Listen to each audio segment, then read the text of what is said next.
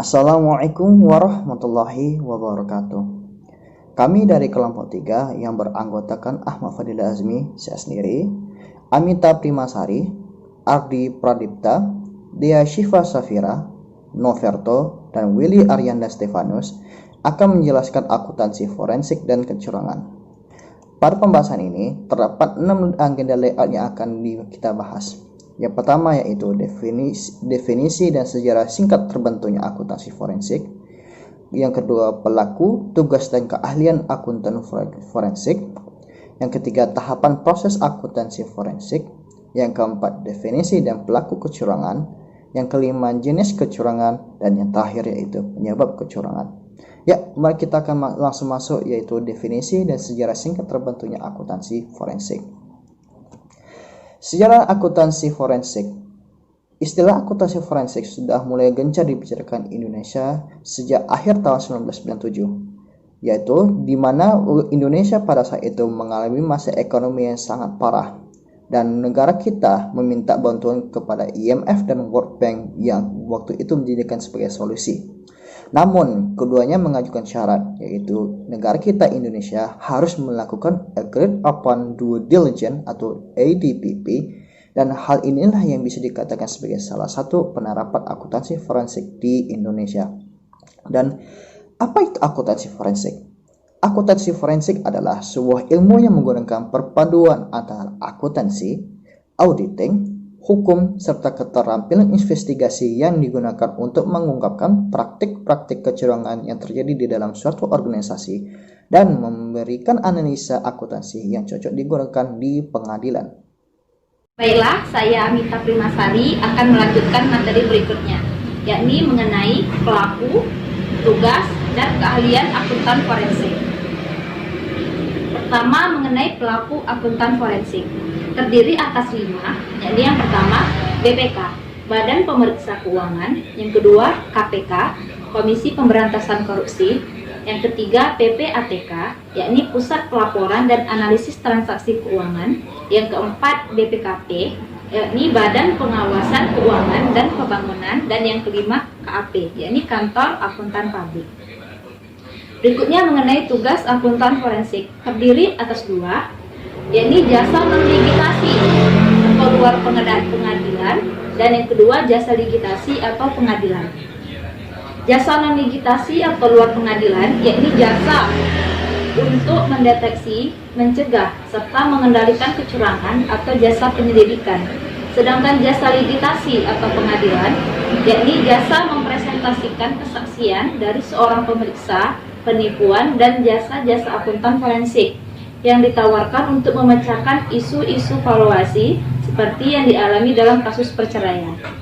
Yang ketiga mengenai keahlian akuntan forensik, terdiri atas 6, yakni pertama keterampilan auditing, yang kedua kriminologi khususnya psikologi tindak kejahatan, yang ketiga pengetahuan tentang hukum, yang keempat pengetahuan dan keterampilan investigasi, yang kelima pengetahuan akuntansi, dan yang keenam pengetahuan dalam bidang teknologi, informasi, dan keterampilan berkomunikasi. Sekian materi dari saya, akan dilanjutkan oleh rekan saya yakni Ardi. Assalamualaikum warahmatullahi wabarakatuh. Perkenalkan, nama saya Ardi Pradipta. Saya akan membacakan tahapan proses akuntansi forensik. Yang pertama ialah identifikasi masalah, pemahaman awal dan spesifikasi ruang lingkup. Yang kedua, komunikasi dengan klien, kriteria, lingkup, limitasi, jangka waktu, serta metodologi audit. Yang ketiga, pemeriksaan pendahuluan, pengumpulan data awal dan analisa, serta membuat keputusan.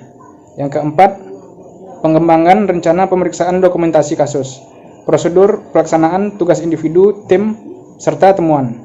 Yang kelima, pemeriksaan lanjutan, tahapan di mana auditor mulai mengumpulkan bukti dan penerapan teknik untuk melacak fraud. Yang keenam, penyusunan laporan audit forensik berisikan kondisi, kriteria, dan simpulan keseluruhan inti proses audit. Demikian tahapan proses akuntansi forensik. Assalamualaikum warahmatullahi wabarakatuh.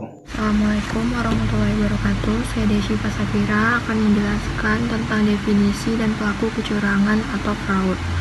Menurut Institut Akuntan Publik Indonesia, Fraud atau kecurangan merupakan suatu tindakan yang disengaja oleh satu individu atau lebih dalam manajemen atau pihak yang bertanggung jawab atas tata kelola karyawan dan pihak ketiga yang melibatkan penggunaan tipu muslihat untuk memperoleh satu keuntungan secara tidak adil atau melanggar hukum. Pada dasarnya, fraud merupakan serangkaian ketidakberesan dan perbuatan melawan hukum yang dilakukan oleh orang luar maupun dalam perusahaan untuk mendapatkan keuntungan serta merugikan orang lain. Sekian yang bisa saya jelaskan. Assalamualaikum warahmatullahi wabarakatuh. Baiklah, selamat malam teman-teman semua. Nama saya Noverto dari kelompok 3. Saya akan menjelaskan tentang jenis-jenis kecurangan. Baru saja teman saya Dea telah menjelaskan tentang apa definisi dan pelaku-pelaku kecurangan. Jadi sekarang saya akan menjelaskan tentang jenis-jenis kecurangan. Jadi menurut Certified Fraud Examiners atau CFA, kecurangan dalam perusahaan terbagi menjadi 3. Yang pertama adalah penyimpangan aset. Jadi kecurangan ini berkaitan dengan penyalahgunaan aset dan cenderung mudah dideteksi karena sangat mudah diukur. Yang kedua adalah pernyataan palsu. Jadi cenderungnya kecurangan yang satu ini lebih sering dilakukan oleh pihak manajemen karena mereka ingin menutupi kondisi keuangan yang sebenarnya dengan melakukan rekayasa keuangan dalam laporan keuangan. Dan yang ketiga adalah korupsi. Kecurangan dalam bentuk ini sangat sulit dideteksi dikarenakan banyaknya pihak yang terlibat di dalam melakukan kecurangan atau menikmati keuntungan yang ilegal ya. Kemudian contohnya seperti pemerasan ekonomi, penggunaan penerimaan yang ilegal, penyuapan, dan lain-lain. Berikutnya penyebab fraud akan dijelaskan oleh teman saya. Baiklah, pada kesempatan ini saya akan mempresentasikan faktor penyebab terjadinya fraud atau kecurangan. Fraud atau kecurangan bisa terjadi di hampir seluruh aspek, bahkan salah satunya di dalam sebuah pelaporan keuangan atau financial statement. Dan secara garis besar, faktor penyebab terjadinya kecurangan atau fraud ada di dalam triangle fraud atau lebih dikenal dengan istilah segitiga kecurangan. Jadi dalam triangle fraud ini ada 3 faktor yang menyebabkan terjadinya fraud. Yang pertama yaitu adanya pressure atau tekanan. Tekanan bisa terjadi dari dalam perusahaan, instansi atau organisasi, atau bisa juga berasal dari luar, yaitu lebih tepatnya ada faktor internal dan faktor eksternal. Dalam faktor internal ini misalnya ketika di dalam sebuah perusahaan seorang yang memiliki atasan memaksa seorang bawahannya melakukan sesuatu yang memang berpotensi untuk fraud, maka bawahan ini adalah mengalami sebuah tekanan yang dilakukan oleh atasannya. Selain itu ada faktor eksternal, misalnya dari keluarga, bisa mengandung nilai, moral, dan sebagainya. Lalu faktor yang lain yang menyebabkan terjadi fraud, faktor yang kedua adanya opportunity atau kesempatan. Adanya kesempatan tentu sangat berpengaruh atau berpotensi menimbulkan fraud. Misalnya begini, ada seseorang atau beberapa orang di dalam organisasi yang melakukan penyimpangan dalam pemberian wewenang, maka hal itu akan jelas-jelas berdampak pada fraud dan berpotensi pada fraud. Itulah sebabnya untuk meminimalisir fraud ini di dalam fungsinya agar tidak terjadi fraud, faktor pressure itu bisa ditekan oleh adanya seorang manajer yang melaksanakan fungsi controller dengan baik. Dan faktor opportunity atau kesempatan ini bisa ditekan ketika seorang pekerja melakukan tugasnya dengan baik. Yang ketiga ada namanya faktor rasionalisasi atau rationalization.